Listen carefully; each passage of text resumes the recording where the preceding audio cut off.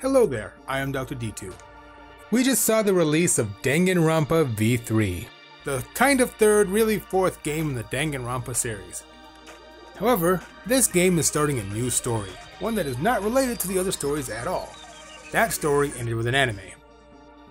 But I figure since I played those games, I might as well address it. So I'm going to do something I haven't done before. A review, sort of. These are my spoiler-filled thoughts on Danganronpa 3, the end of Hope's Peak Academy.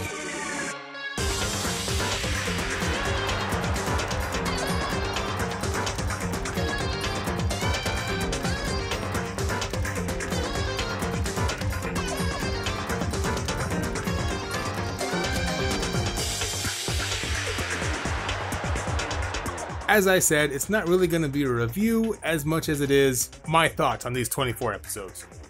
First, a quick summary. I'm going to assume you know what happened in Danganronpas 1, 2, and Ultra Despair Girls. That said, this series takes place both before and after all of them.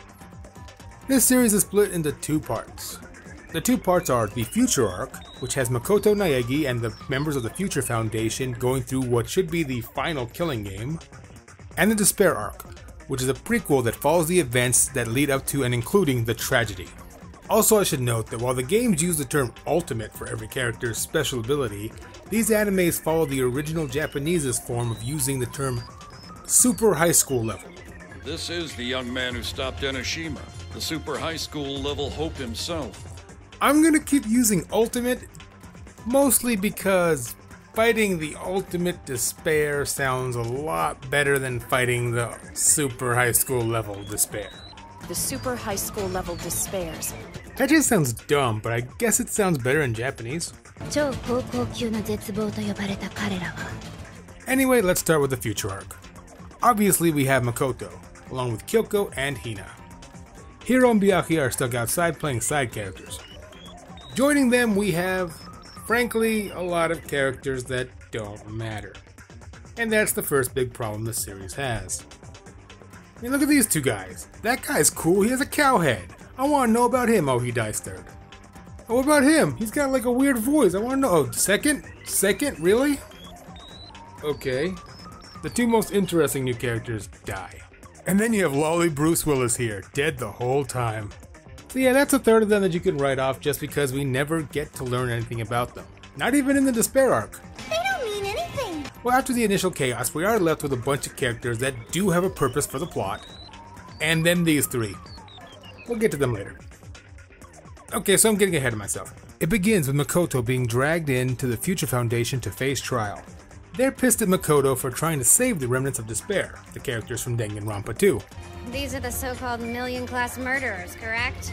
Which doesn't make sense, because if you didn't want them saved, why'd you get them alive anyway? This is assuming that Makoto took them from some detainment cell and then took them to the island. If Makoto is responsible for capturing the remnants himself, or with Byakuya's help, or anyone's help, why are you complaining? They're out of the picture. The opening shows that they were stirring up a lot of stuff. That's not happening anymore. Be happy about it. The issue is that they're alive and kicking in the first place. That's bad news any way you slice it. But no, they gotta have a trial on this newly built super building. Oh, it's full of corpses.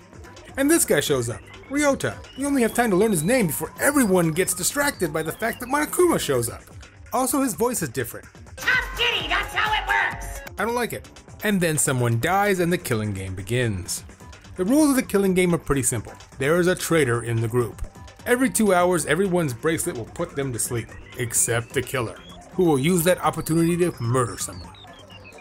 To survive, they must find out who the killer is and kill them instead. The idea being that if the 2-hour window passes and no one dies, they got it right. Everyone's also given a forbidden action. It's something they can't do, because if they do, they die. Yeah, that's how this guy dies. Okay, so because of the game, everyone gets split into pretty much 4 parties. Makoto and Hina are joined by the founder of the Future Foundation, Tengen. They end up having to protect Makoto. From who? These guys, Kyosuke and Juzo. If Chisa was still alive, this would be a love triangle. Unfortunately, now it's just the two of them. That's just fine for Juzo, though. Kyosuke, however, is convinced that Makoto has the wrong kind of hope, and the only solution is murder. Juzo's cool with it. Kyoko ends up grabbing 2 more newcomers, Koichi and what's-his-name. Together, they're the only ones who actually try to figure out what's going on. Lastly, we have Team Red Herring. Oh boy. Oh yeah, and there's an Alter Despair Girls episode.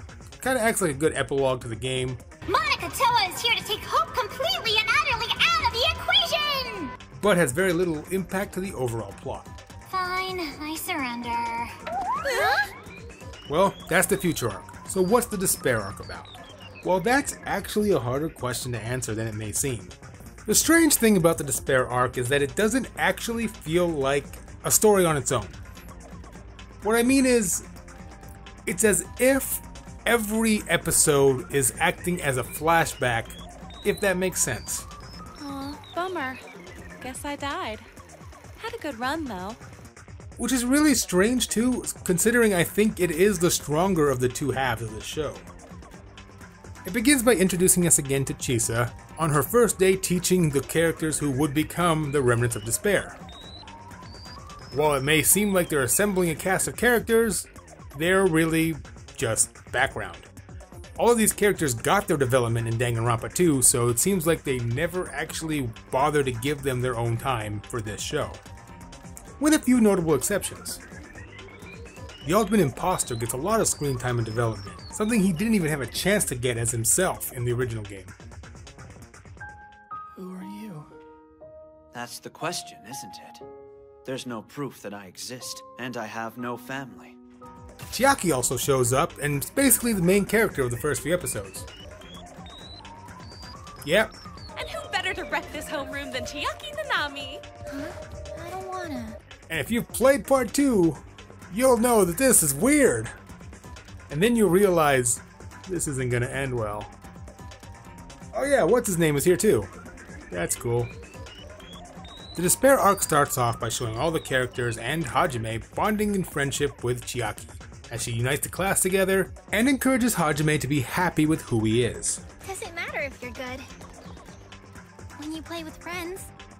It then devolves into the aforementioned flashbacks, with one episode devoted entirely to Red Herring Team,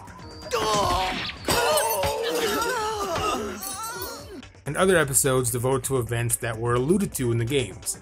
For example, one episode is devoted entirely to the game found within Danganronpa 2, giving us a more personal view of the events that led to the death of Fuyuhiko's sister, as well as developing her a bit as well. I've got talent. I know I do. Yay, you're no longer a voiceless victim of the past. For the most part though, it follows things we already know.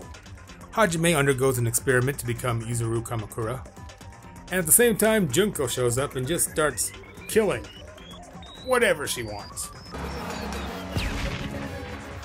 The new story though is the fact that Chisa is actually investigating the school on the orders of Juzo and Kyosuke to see if there's anything shady going on in the ground. Obviously referring to the Izuru Kamakura project. The Despair arc ends with the cast of Danganronpa 2 becoming the ultimate despairs like they were always going to, and the beginnings of the tragedy. So that's the basic plot summary for both shows. How does it all turn out? Well, overall, I feel that the series does not work for anyone coming into this anime having not played the previous games or watched the animes based on them. The sheer amount of characters, events, and, well, everything alluded to that requires knowledge of those games is just too much. And as a result, this show cannot stand on its own. And I have to mark that as a flaw of this series. But when it is taken with them, it does provide a fairly satisfying conclusion. That said, it's still not perfect. Let's go into why.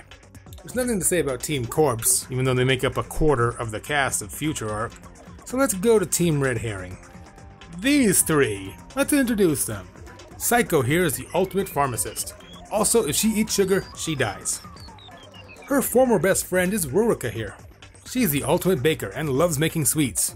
They had a falling out because Psycho wouldn't eat her sugar-filled pastries. I should have known better than to believe in someone who won't even try my sweets! Let me repeat that. She got mad at her best friend for not choosing to eat her candy and die. If I eat it, I'll die. I've told you before, countless times. Yeah. Unfortunately for Psycho, Ruroka has managed to summon Archer to do her bidding. Wait, no, that's Sonosuke, her boyfriend and the ultimate blacksmith. As you can tell, I don't like these characters. Actually, no, that's not true. I like Psycho. Until she became She-Hulk.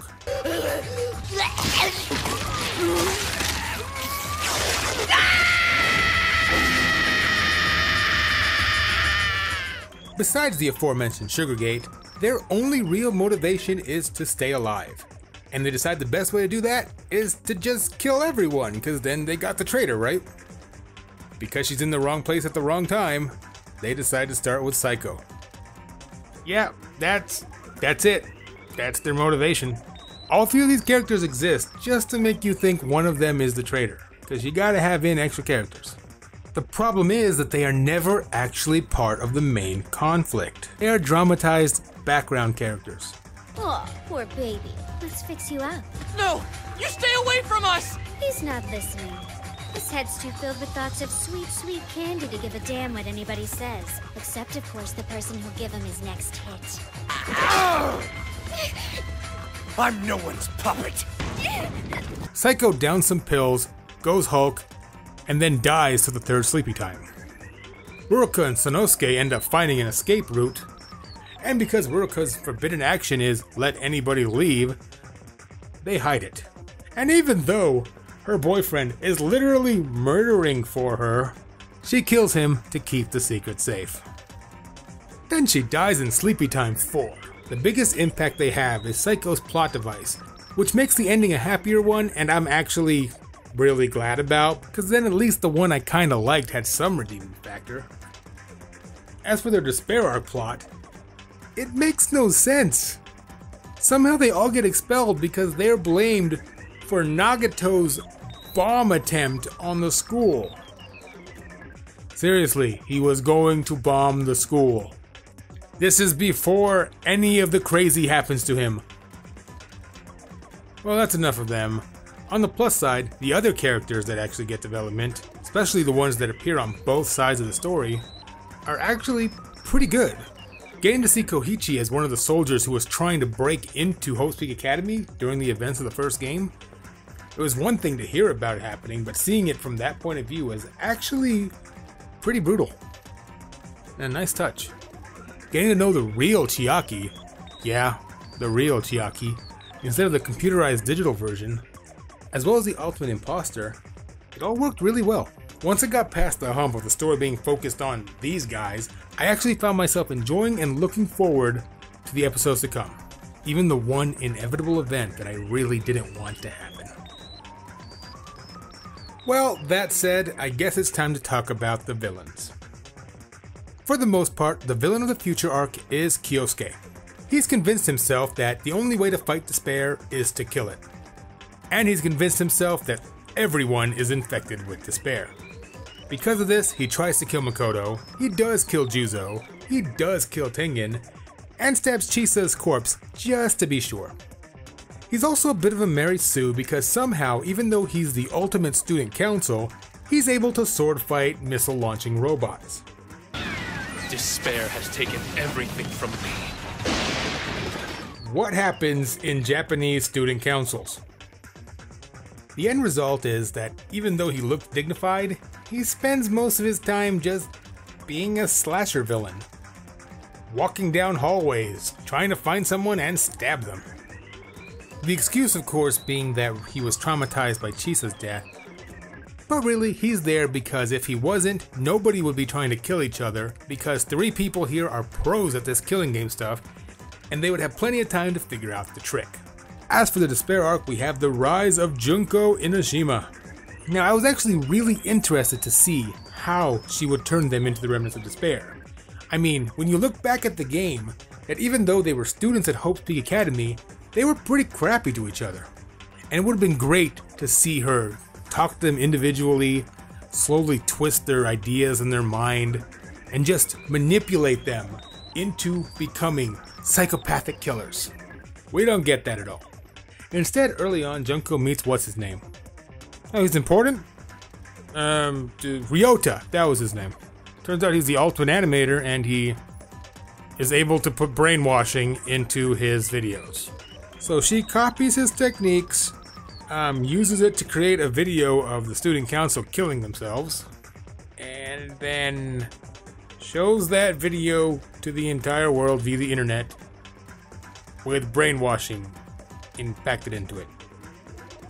Really? That's it? Brainwashing? You already used that in Ultra Despair Girls. Why you gotta use brainwashing again? This is really disappointing when you can actually see that she is able to manipulate people. She does it to the student council with blackmail and kidnapping, which is, I mean, it may be a stretch to say she has the ability to hire goons to kidnap people, but it's still more believable than brainwashing through the internet. Especially since the show makes it pretty clear that anyone who watches that video becomes a despair. Can't you picture it? Can't you feel the abject despair? Better yet, isn't it wonderful to see it all come true? Because that means all the good characters in this show were just lucky enough to never click a bad link. Lovely. Okay, maybe I'm not giving her enough credit. She implies that it does have to be a horrible enough video mixed with the brainwashing to have the proper effect. Which is why when she brainwashes the classroom, she does it with a brainwashed live feed of her murdering Chiaki. Yeah, I didn't like this scene. Why'd you have to kill the best character twice? Oh wait, she's alive. Crap. And yeah, it turns out that brainwashing infected the teacher, who then infected Tengen, who then caused the entire third killing game. Oh yeah, and there was no traitor. Just whoever was closest to a TV would wake up and watch brainwashing and suicide themselves. That was actually a pretty ingenious little twist to that killing game, I have to say. What wasn't ingenious? The fact that all they had to do to escape was turn off the power. I mean, I kind of get it. They didn't know the TVs was the cause of the killings. They didn't know that shutting down the power would take off the bracelets. But the fact that in the end, that the solution to escape was flipping a light switch wasn't even out of the way. The dying guy walked into a closet. Anyway, when all is said and done, Kyosuke realizes his mistake. Well, because Makoto's the main character, so he's gotta be right. Then they find out that everything was Tengen's plan, and, well, Ryota has the brainwashing power, so he's gonna go off and brainwash everyone with hope instead of despair. Turns out Ryota's actually important. He's kind of the villain. Or more, he's Tengen's tool to perform his villainous deeds, which are actually kinda good deeds. It's just saying you get to have hope instead of despair. What? And they want to stop it because choice?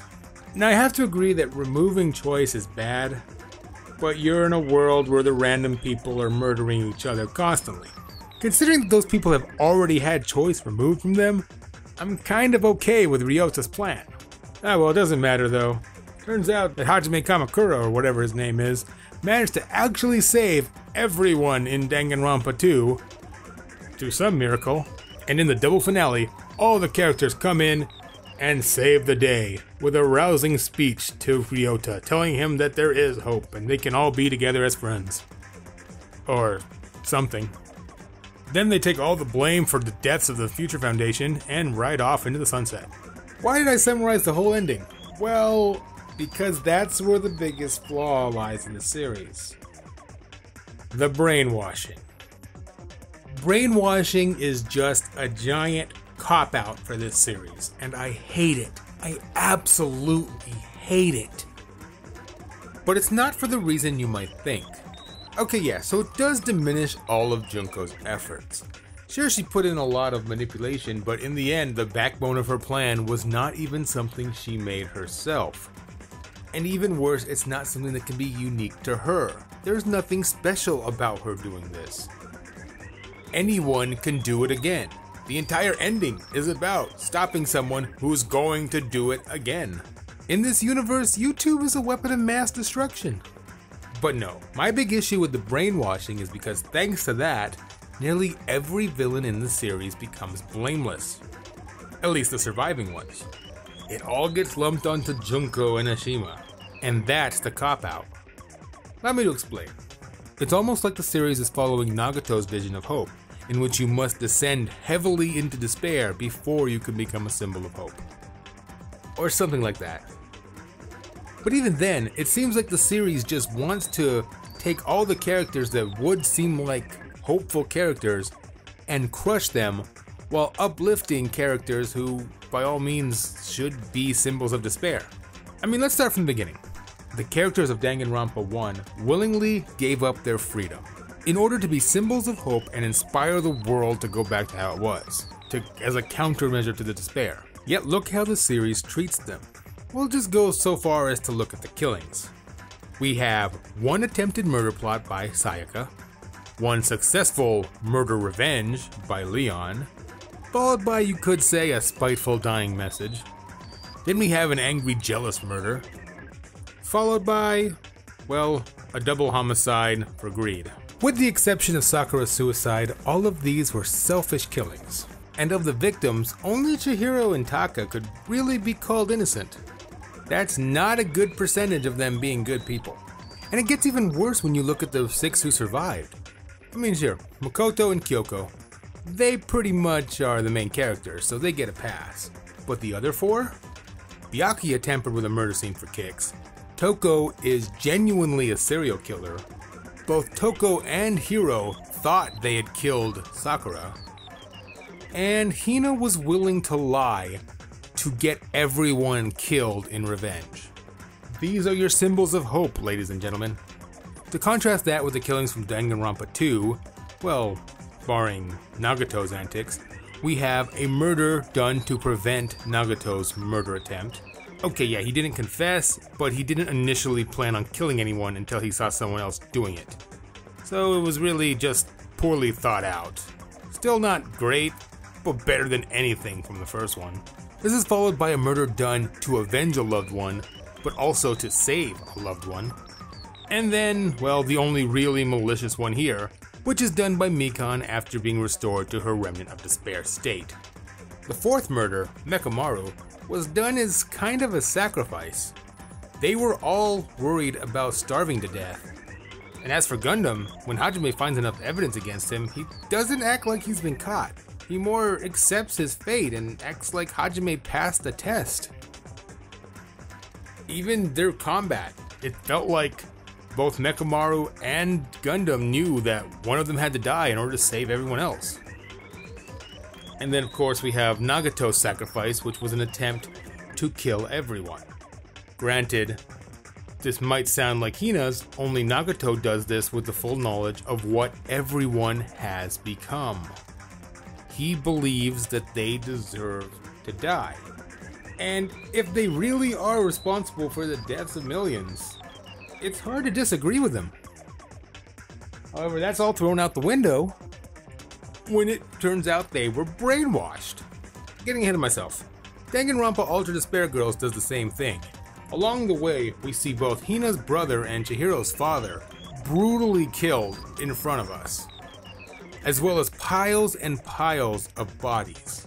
Yet this series doesn't even show us a bit of them being remorseful. If anything, they care more about their former friend Monica than they do about all the killings they've done. Promise me you'll try not to be so hard on the girl. She's a friend. At least, she used to be. And there was no brainwashing for them, but they saw the light, so it's okay that they killed, I guess. That doesn't make sense. I might have had a little fun with ketchup for old time's sake. Nothing major. Nothing major? You murdered Gecko Gahara for crying out loud! Oh yeah. Well, apart from that, nothing major. I'm sorry, but tattling on your friend does not make up for all the killing. Of course, this trend continues with the series itself. I mean, take a look at my red herring trio from earlier. Bear in mind how horrible these people are, and these are all members of the Future Foundation. They never had a single encounter with Junko and Ashima directly, but they didn't need to. Rurika is just a selfish little brat who brought down everyone around her. Meanwhile, Tengen, the founder of the Future Foundation, is corrupted with barely any effort, especially when you consider what it took to break Chisa and the remnants. Stop it, please! You don't have to do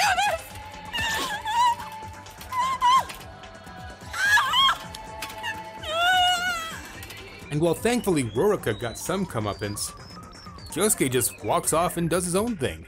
I don't even think he apologized. Tengen dies before anything can happen with his character arc. And Juzo, well, he does redeem himself, but he's also responsible for letting Junko get away with everything because he just had to keep his man-crush secret.